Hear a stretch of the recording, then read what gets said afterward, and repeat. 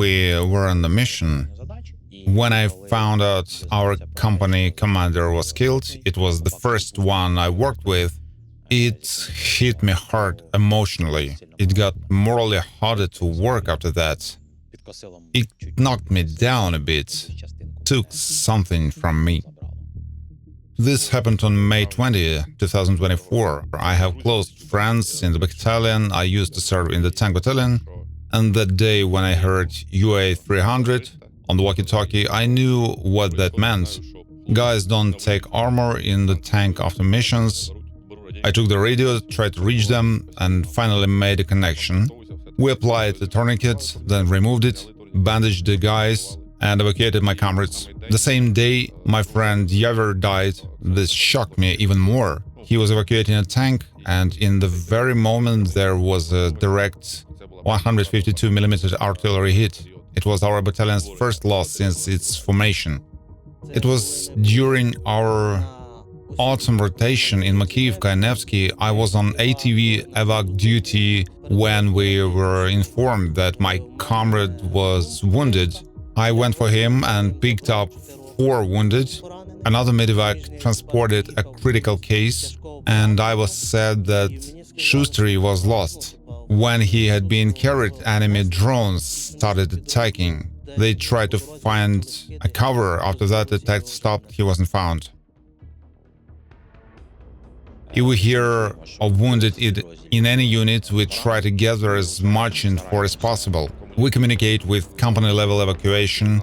Commanders give us direct information, who's hurt where, how it happened, and then we get direct communication with the evac cases. It can take from 30 minutes, an hour. That is quick and honestly quite rare cases. Evacuation priority is decided based on injury severity. Is it urgent to be taken with any transport, or do we wait for a better chance to evacuate the wounded? The work process of our team, 1 or 2 medics, depends on the situation. Sometimes there is a sudden influx of wounded, then 3 or 4 men are evacuated by 2 case evac groups. I set up our equipment and the transport ready while medic bags are restocked by others. We have an estimated time to reach the evac point and pick up the wounded guys. The case teams have great trained medics who stabilize patients as best they can. It's very difficult on this direction, but they still manage to do their best. They bring wounded to us, and we take them to the next evac stage. Then we transport them to the stabilization point. At the stabilization point, they get more comprehensive care. There are many more resources. These points were set up exactly for what is needed in such situations. We take the wounded's contact into, if conscious, give us our contacts, and he moves on. We return to our post to continue the work. My main job is to keep the vehicle combat ready. If the vehicle's not combat ready, I report this right while driving. When it's ready, I just start up and go. If it's not ready, I report what's needed or request a replacement vehicle to our logistics department. That's my primary function. The second main task is to get to the case evac point, transfer patients, and drive them to the stabilization or medical point, depending on injury type. As a medevac, or in other words, battalion-level evacuation, we handle the second link of evac after the initial ATV transport by unit medics. We pick up casualties and take them to stabilization points, considering various factors. We arrive, take them, and if needed, we can stop to provide care in any available shelter. Because you see, providing aid at 130 km per hour is nearly impossible.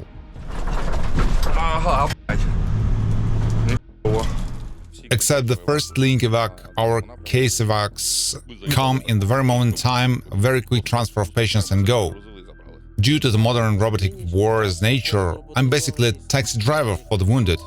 We take casualties and transport them from A to B point. In this direction, our evacuation route here is very short, about 15-20 minutes. If it's a severe case needing immediate attention, we'll find a place, give the needed help, then continue the way to the stabilization point. But usually we rush the wounded straight to the stabilization point where shock trauma units are ready. Sometimes we gotta decide, keep moving or stop to treat. It's not always obvious what is better. Sometimes it's better to dash twice as fast than try to stop bleeding in the open, risking another drone hit. Those drones are always buzzing around nearby. The evacuation process involves multiple transport units. Unfortunately, they monitor the sky and try to hinder us as much as possible.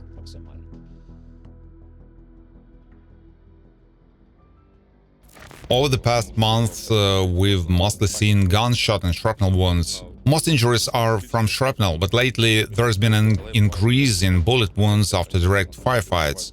Compared to 2023 year, there are many more bullet wounds now.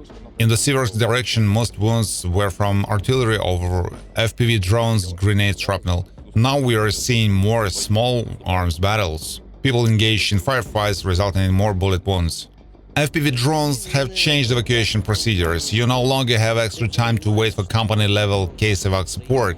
It's now a quick in and out operation. You arrive just as they do. Coming earlier, high risks to be detected and attacked by the enemy. They're not dumb. They wait for our gathering, they begin to strike concentrations of military personnel while we need a minute to load the wounded and go. So the war tactics have changed. You need to plan everything down to the last detail and every minute. You look for a cover not just for yourself, but for the vehicle and team. You calculate space for ATVs, crews and maneuvers. It's all planned out. It used to be a bit simpler before. The local specifics of this direction is a very wide gray zone, a territory no one controls. It's where the fighting happens directly. It's territory that's effectively uncontrolled.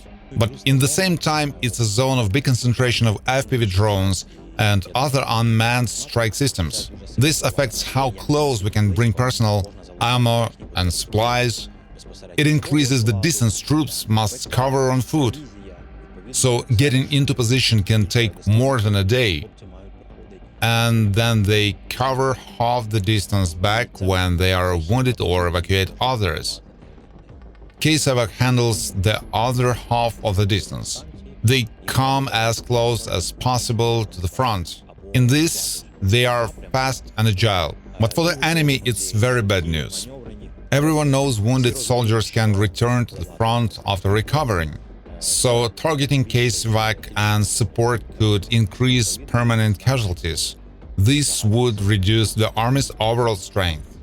Considering our war's realities with FPV and fiber optic drone straps, we must drive over 100 km per hour on bad roads. We know the vehicle dies faster than it would in good conditions, but we always have to go fast. Anyone moving here under 100 kilometers is a potential casualty. As I say, apologize to the wounded, but from this depends on how fast they reach stabilization point. I'd recommend that you don't forget to remember about your own safety. That's the main thing. Medics are always taught to protect themselves first to ensure their own safety. We're shooting ducks. Bro, we carry a shotgun in case FPV drones show up at overload points. It's much better than automatic weapons. With this 12 gauge, I can hit a regular glass from 25 meters away. We went out, did some shooting practice. There's always room for improvement when it comes to weapons handling. I upgraded my armor after evacuating Makivka in the fall of an ATV while wearing just a plate carrier. That's when I first met FPV drones up close. They can catch up to you, sometimes hit you from the side into a tree branch, causing a lot of shrapnel. Then I changed my plate carrier to a full-fledged bulletproof vest with neck protection, shoulder and side protection, along with cover bands to protect the torso. Too many drivers have fallen due to light armor. Proper armor and helmets help your vital organs to be protected. I used to work with a plate carrier thinking, my small, light vest will save me. But now we face the realities of life. A driver needs almost the same armor as a combat engineer, sapper.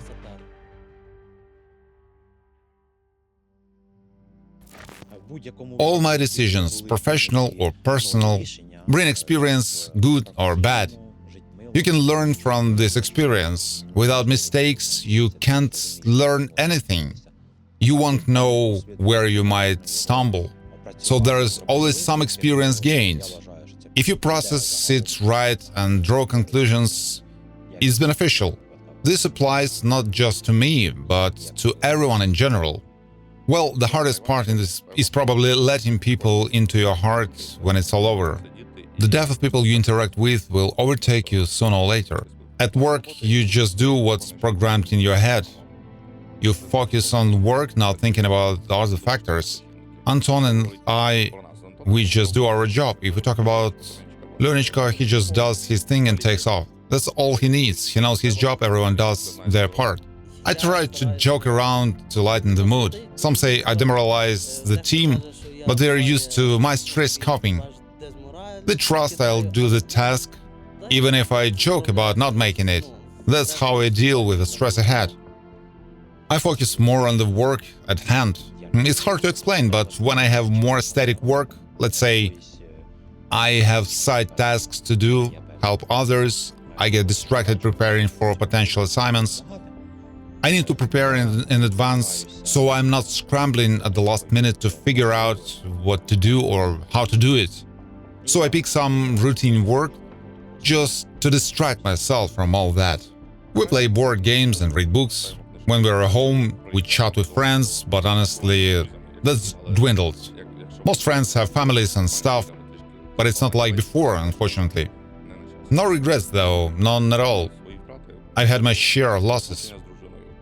I went through a divorce, lots of family issues, but time sorted things out. Now I'm genuinely happy. In 2 words, when I returned from the rotation, my wife said bye to me after 10 years together. Such things happen. I've already paid my dues in this war. It was my family.